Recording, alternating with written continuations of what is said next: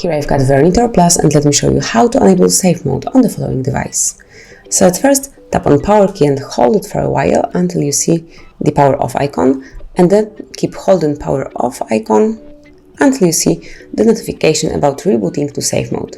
So as you can see, this option, this safe mode, will disable all third-party applications you have installed.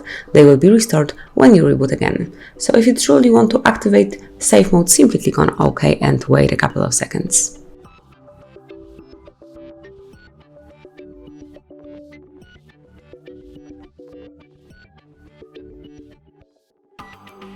And that's it. As you can see here, you've got the notification that you are in safe mode, so you can use your device with all third-party apps deactivated, so you can check if any issues are caused by them or by your VERNEE Thor Plus.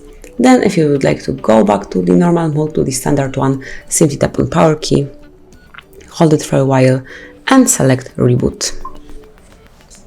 Touch one more time to reboot and wait about a few seconds.